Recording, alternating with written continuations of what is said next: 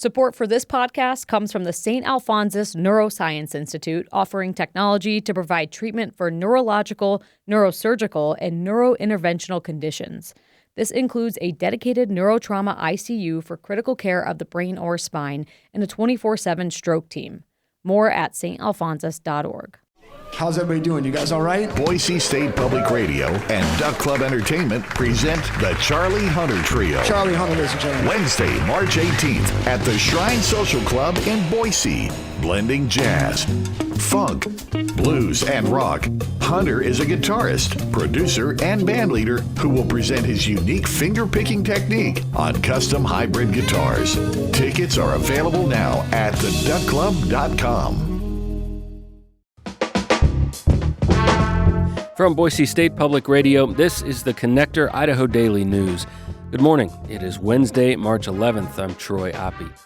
Here are this morning's headlines. For the second time in 2 years, a joint memorial from the Idaho House wants the U.S. Supreme Court to overturn the ruling upholding the right to same-sex marriage.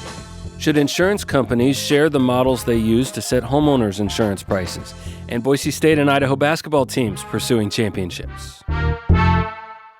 But as usual, this time of year, we start the Connector this morning at the State House. A bill that would block cities from preventing the development of smaller starter homes is now on life support in the Senate. Here's James Dawson with more. Under the proposal, cities with a population greater than 5,000 residents could not require large minimum lot sizes, setbacks, and density restrictions. Republican Senator Ben Adams says he and his young family are likely stuck in their starter home due to being priced out of the market. He didn't support the bill on Tuesday because he says young people are being forced to accept a lower standard of living, like home sizes, compared to previous generations. It's not 1,600 square feet. We're talking 800 square feet. Half that. We're talking crammed up against your neighbor. And that sucks. Republican Senator Ben Taves, who sponsors the bill, didn't disagree, but he says it's a start. I think we're at the time where we need to scale back, and at least it's a stepping stone to move to the American dream. The bill failed to clear the committee by one vote. However, Senate President Pro Tem Kelly Anthon saved it by sending it to the floor for possible amendments. James Dawson, Boise State Public Radio News. For the second time in 2 years, a joint memorial from the Idaho House is asking the U.S. Supreme Court to overturn the 2015 ruling upholding the right to same-sex marriage. The memorial has passed the Idaho House. The non-binding declaration would share the Idaho legislature's position that marriage is only between one man and one woman. The right to same-sex marriage has long been upheld by courts across the country, making the legislation a waste of time. That's what Democrat Representative Ilana Rubel argues. She says it hurts individuals and families, but also the state's business climate. It's really hard for them to recruit and retain top talent here when our legislature sends messages like this, not just to employees who may themselves be gay, but to others who believe in equality and believe that everybody should have access to this precious bond and don't want to come to a state where this kind of hateful message is being sent. House Joint Memorial 17 passed the House 44-26. It now goes to the Senate.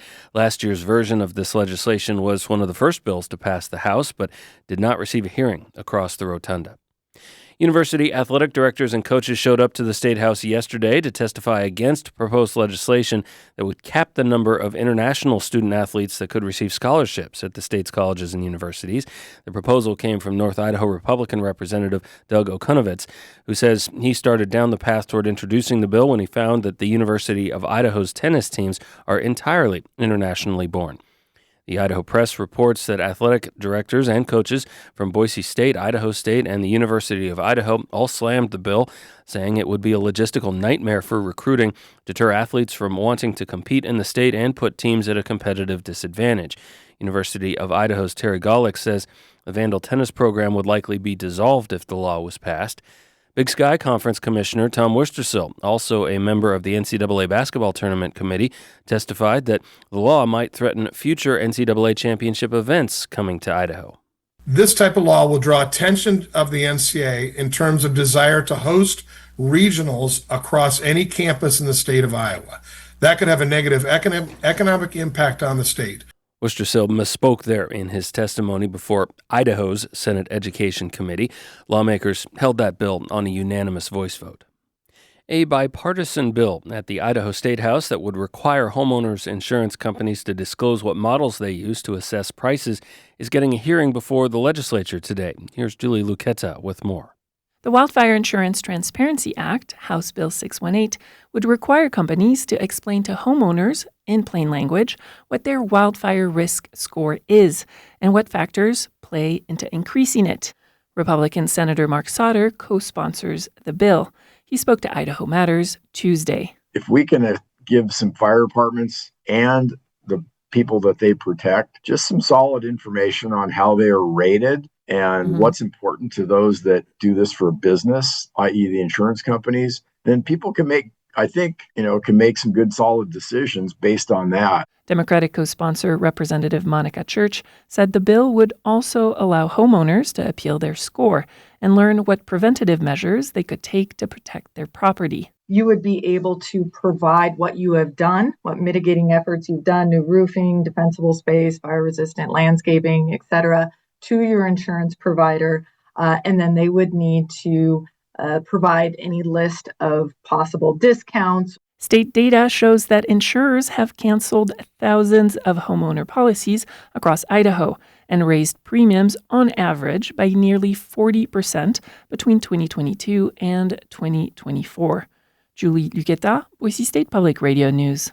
House Bill 618 is scheduled to be discussed before the House Business Committee this afternoon. Middleton School District trustees are pivoting to a 2-year supplemental levy ask this May instead of running a larger bond to raise funds for the district. Idaho Ed News reports a new law signed this week by Governor Brad Little opened the door to the switch. Without the law in place, the district would have had to fail another bond ask of voters before being able to tap into state funds for new facilities. Instead, Middleton will ask voters for a new supplemental levy that covers operational costs like teachers, $2 million a year for 2 years. It would need only a simple majority to pass. Other levies already approved to appear on ballots this May include emergency medical service levies in Payette and Blaine counties, and there are likely more to come across the state. Spending time outside is big and growing business in our region. But as the Mountain West News Bureau's Rachel Cohen reports, broader economic headwinds are posing challenges. Outdoor recreation generated $1.3 trillion in economic output in 2024 and supported more than 5 million jobs. The new data comes from the Federal Bureau of Economic Analysis. Jessica Turner is the president of the Outdoor Recreation Roundtable. She says the industry remains a major economic driver, but growth is starting to cool because of inflation and tariffs. Affordability and uncertainty weighed on purchases and trips. These trends are still being experienced today. Wallets are thinner, trips are shorter, and purchases are fewer. In the Mountain West, snow sports and hunting, shooting, and trapping are big moneymakers. Outdoor recreation plays the largest role in state economies in Montana, Wyoming, and Idaho.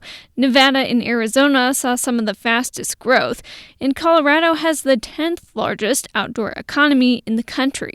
For the Mountain West News Bureau, I'm Rachel Cohen. Continued construction on the new Highway 16 Interstate 84 interchange near the Ada-Canyon County line will close eastbound Interstate 84 overnights this week, and there's a full closure coming this weekend. ITD says all eastbound lanes close at 10 p.m. tonight and again Friday night. Traffic will detour onto Franklin Road between Garrity and 10 Mile. Eastbound 84 will remain fully closed this weekend until 5 a.m. Monday morning. With traffic detouring on and off the new interchange ramps, there are more overnight closures planned next week. Crews are working to fly 20 girders into place for the interchange. Westbound traffic will be reduced to 2 lanes through the work zone. In sports, Boise State men's basketball begins its Mountain West Conference Championship tournament journey tonight. They'll take on 11th-seeded San Jose State in the first round. Tip-off is 9:30 p.m. Mountain Time. The telecast streamed on the Mountain West Network. At Starch Madness, the Big Sky Conference basketball tournament in Boise, their logo is a basketball hoop full of French fries. Idaho women's basketball plays for the conference title today. The Lady Vandals are the top seed in the tournament. They take on Montana State for a spot in the NCAA championships. That game is 3 p.m. today at Idaho Central Arena in downtown Boise. And then tonight at 9 o'clock, the Idaho men take on Montana for the men's championship in the Big Sky Conference. Both those games, by the way, are broadcast on ESPN. And that's your Connector on this Wednesday. Thanks for listening.